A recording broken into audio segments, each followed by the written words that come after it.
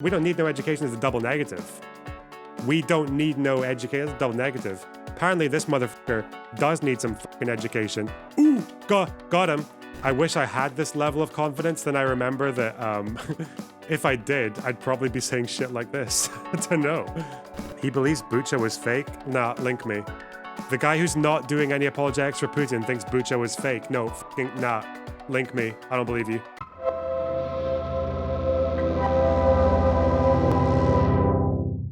Yes, indeed, Roger Waters did say some dumb shit. Let's have a listen to it. Look at this guy as well. Look what he's... You laughed in the face of your last interlocutor on this issue. Me, Fugger. Thanks for the gifted tier 1 sub to Scruffapone. Thank you so much. All right. Look what he's done here. Look at this effect. What's going on? All right. We've got the aesthetics, all right? Let's see how that... Should we blow this up? Since he clearly wants to be soft on the eyeballs. Gee, why? Did you not think about that? Oh, it's disgusting. All right, let's go. 1 billion views. A million, sorry. You and Anthony Blinken and Victoria Newland and Jake Sullivan and the rest of the warmongering neocons at the heart of government here in Washington, along with the vassal states in NATO, are the principal provocateurs. Vassal states? That I mentioned. The principal provocateurs? I'm not apologizing for Mr. Putin, you understand. No, never. But just to glance fleetingly back at the history of the last 30 years or so,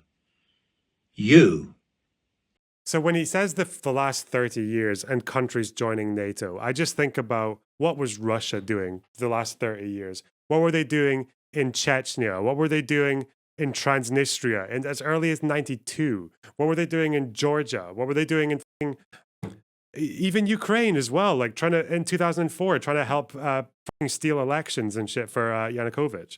Like, but no one, he never talks about that. Like, why did these countries want to join NATO? They wanted to join NATO.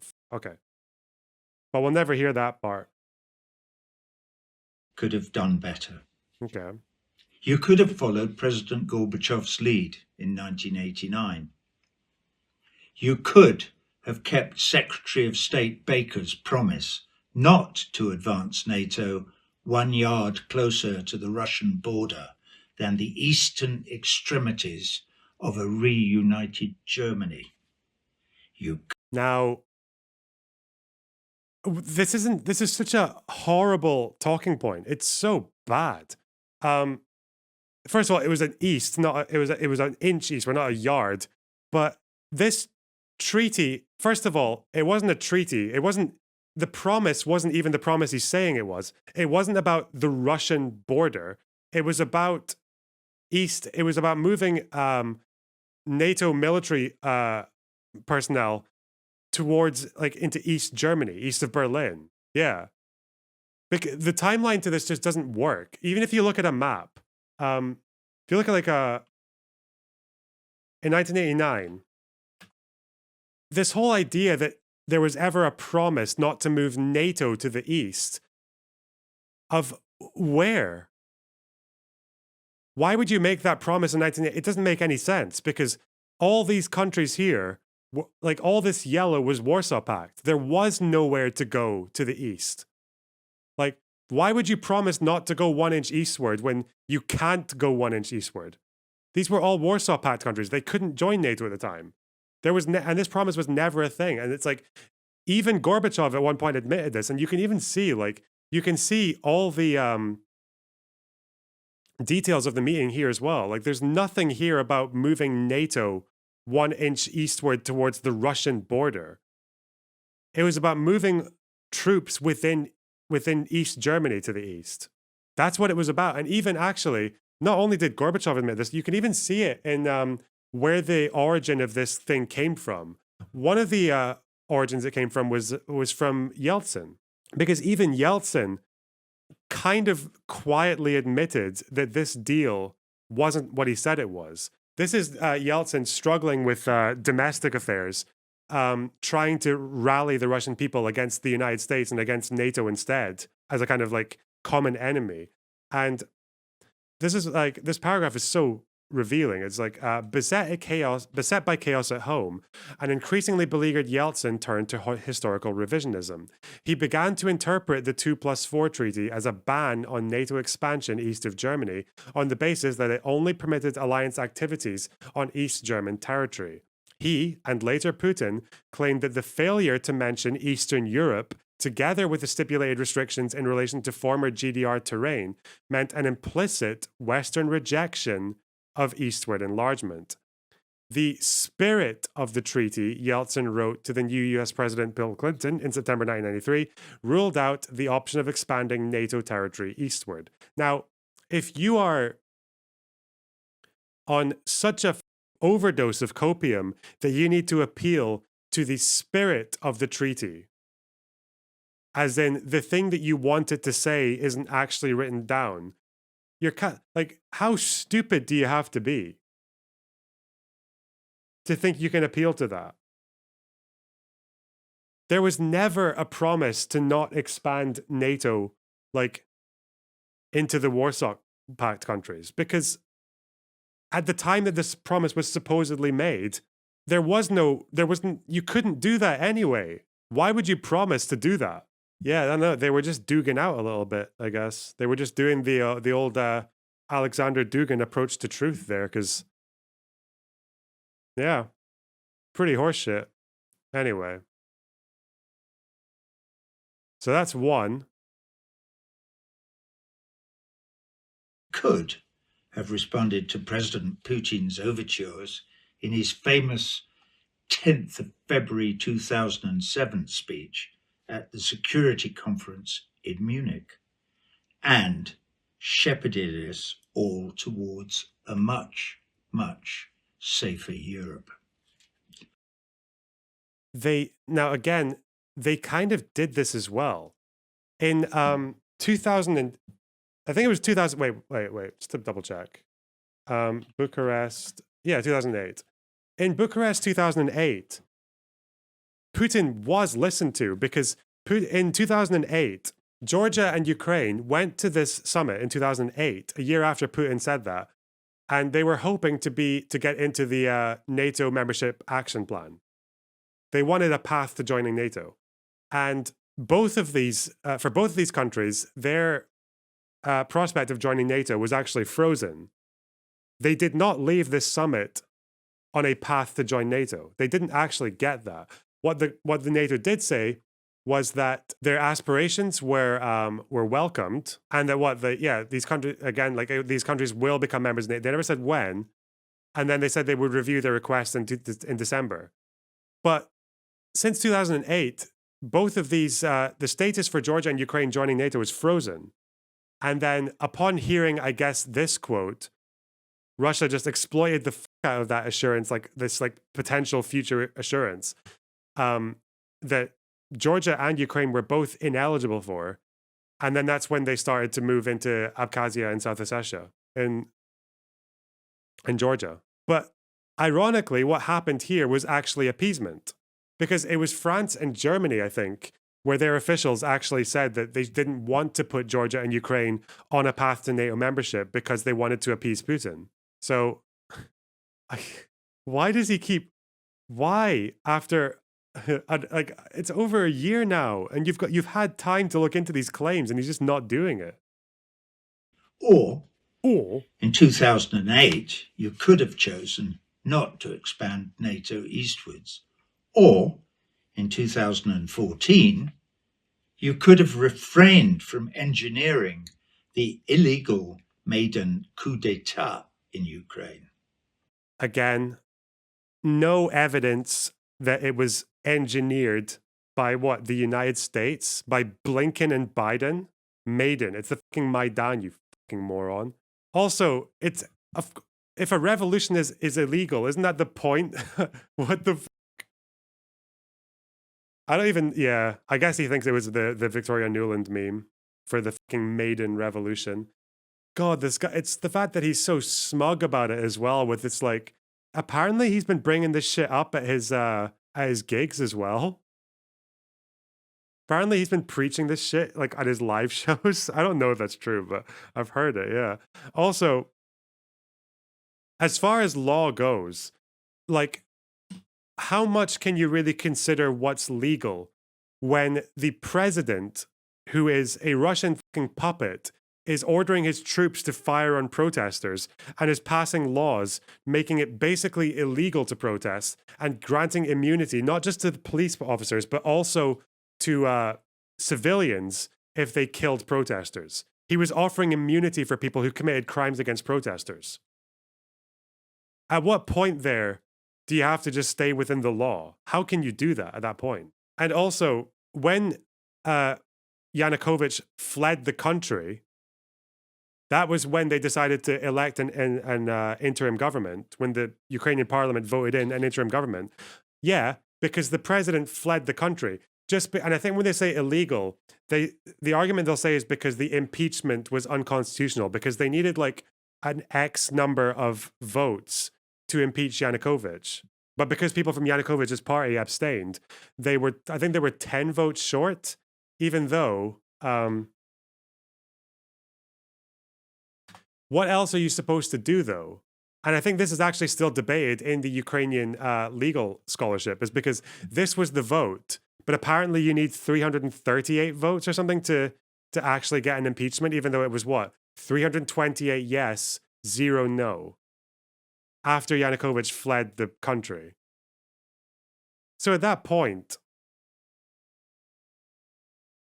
you do actually have to think about, okay, what do? You just have to, like, you can't impeach him even though he's fled the country. You can't elect an interim government even though he's not there to govern. Yeah, and this has actually been a debate within the Ukrainian legal system ever since 2014. But the point is, again, you can't really, like, the law can only take you so far in these situations, right? According to Roger, yeah, wouldn't this be the spirit of the law? Yeah, me. Anyway, what else? Or, in 2019, you could have supported the Minsk Accords. Now we're told by Angela Merkel they were just a ruse to buy time to arm Ukraine for the war that you were engineering. Again, I wonder, why would you expect... Wait. I wonder if Roger Waters could explain how you expect Ukraine to uphold their end of the Minsk Accords when a very important clause here was never met by the Russians. Putin was denying that he was even doing this at the time of the Minsk Accords. He denied that he had military equipment, that he had military personnel in Ukraine. He only admitted it kind of in 2015. And they never left. Like, this end of... So how can Ukraine do a ceasefire when there are literally Russian troops in their fucking territory? Like, oh God. Roger Waters is a fucking idiot. Like, really having a momentary lapse of reason there. Eh? This is a pig with a star of... Okay. Jesus. I guess he means Israel and not Jews? Bro. I guess, I don't know. You know that whole... another brick in the... You know the fucking... we don't need no education. Like, education... We don't need no education is a double negative. We don't need no education. That's a double negative. Apparently, this motherfucker does need some fucking education. Ooh, got him. Watch him recover from that one. Eh? Punk. Dick. Fucking idiot. Anyway. The amount I would... Sometimes, I wish I had this level of confidence. Then I remember that if I did, I'd probably be saying shit like this. I don't know. Imagine being a public voice on this, writing fucking letters to the world leaders. He wrote a letter to Putin. He wrote a letter to Zelensky's wife. And he still believes the 1-inch eastward thing. He still believes that the Maidan was engineered by the United States. He still believes that, I don't know, like Putin wasn't listened to at the Bucharest Summit when he was explicitly acknowledged and appeased at the Bucharest Summit. NATO, Ukraine and Georgia's ambitions for joining NATO were frozen at the Bucharest Summit. He tried to debate Zelensky's wife. He literally did, yeah. He believes Bucha was fake? Nah, link me. The guy who's not doing any apologetics for Putin thinks Bucha was fake. No, fucking nah. Link me. I don't believe you. I'll believe that when I see it. Link me or I'm banning you for being for taking it beyond. No, I won't actually ban you. I'm sorry, but just fucking, I need to see that. No way. Even the Russians didn't know what to do about Bucha. There was so much evidence. There was social media activity from the perpetrators. There are camera angles all over the fucking shop. There are like, they've been able to identify the commanders by looking at Russian military trading, like Russian military training and Russian military fucking video footage. And like Russian military archives. They're able to look at all that stuff. They were able to look at the phone calls that were made from the phones of the victims to the parents of the Russian soldiers. Russian soldiers actually took the phones of their victims, Ukrainian dead civilians, and phoned their parents and told them what they were doing and why they did it. Russia had no idea how to cope with this. That's why they that's why all they did was they just did those media items where they just watermarked the image and said fake on it. Yeah, look, they didn't know what to do, so they just smashed fake all over the picture. Like, oh God. Like, the evidence of this was so overwhelming. I can't even fake with a fucking body there and shit. He called it lies, lies, lies. Views on Ukraine, Russia, WikiLeaks, Israel, more. Oh God, hang on. If you guys ever want to see it, I can't show this on Twitch because there is a lot of grim.